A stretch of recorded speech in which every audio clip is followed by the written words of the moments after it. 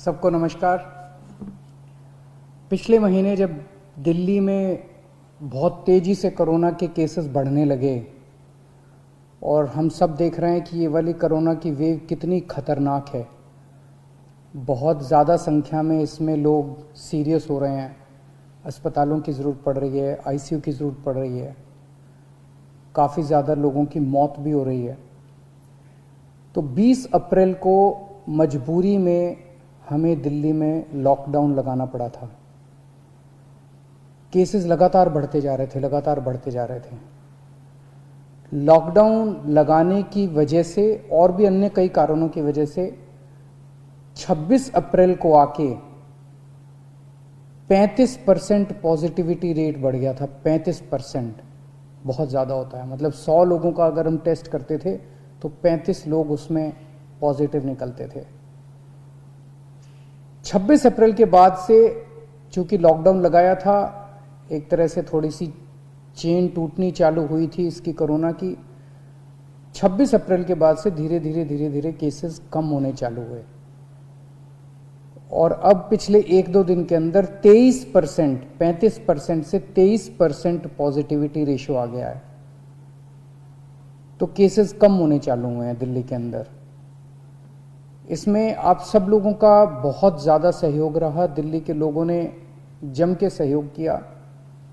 आप लोगों ने लॉकडाउन का पूरी तरह से पालन किया और ये हम सब लोगों की, अपने परिवार की ज़िंदगी और उनके स्वास्थ्य की बात है।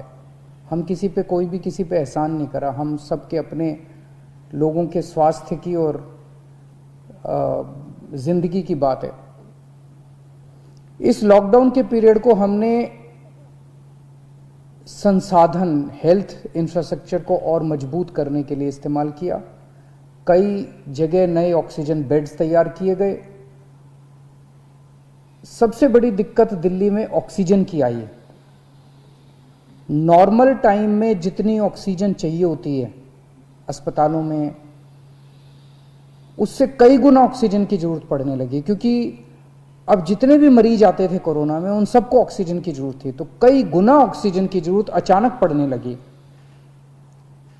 पिछले कुछ दिनों में केंद्र सरकार के साथ मिलके और हाई कोर्ट और सुप्रीम कोर्ट के आदेशों से, केंद्र सरकार के सहयोग से अब ऑक्सीजन की स्थिति दिल्ली के अंदर काफी सुधरी है पिछले कुछ दिनों में। अब इस तरह की बातें सुनने को नहीं मिलती कि इस अस्पताल में 2 घंटे की ऑक्सीजन रह गई, उस अस्पताल में आधे घंटे की ऑक्सीजन रह गई, यहाँ पे किसी की ऑक्सीजन से मौत हो सकती है। अब इस तरह की बातें सुनने को नहीं मिल रही है। तो इस लॉकडाउन के पीरियड को हमने अपने सिस्टम को भी सुधारने में काफ़ी प्रयास किए। पिछले कुछ दिनों से वैक्सीन को भी बड़ी तेजी के साथ वैक्सीनेशन का कार्यक्रम शुरू किया गया है। आप में से जितने लोगों ने वैक्सीन लगवाया उन्होंने देखा होगा कि दिल्ली सरकार ने जो स्कूलों में इंतजाम किए हैं वो कितने शानदार इंतजाम किए हैं। सब लोग इसकी तारीफ कर रहे हैं, सब लोगों को अच्छा लग रहा है। हमारे युवा बढ़ चढ़ के वैक्सीन लगवा रहे हैं। यहाँ तक कि दिल्ली के आसपास के इलाकों से भी लोग दिल्ली में आके वैक्सीन लगवा रहे हैं। वैक्सीन के स्टॉक की कमी है, इसमें हमने केंद्र सरकार से सहयोग मांगा है।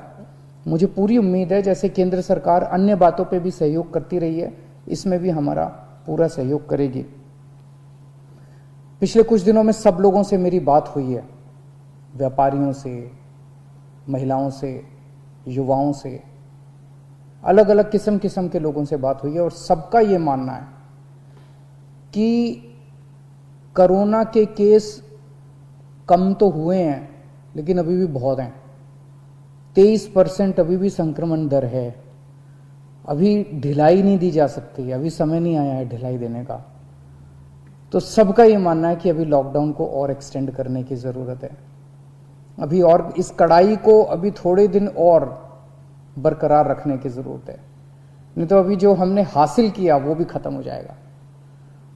और जैसा मैंने कहा कि ये इतना मुश्किल दौर है, ये वाली वेव इतनी ख़तरनाक है, इतने लोगों की मौत हो रही है, तो जान है तो जहान है।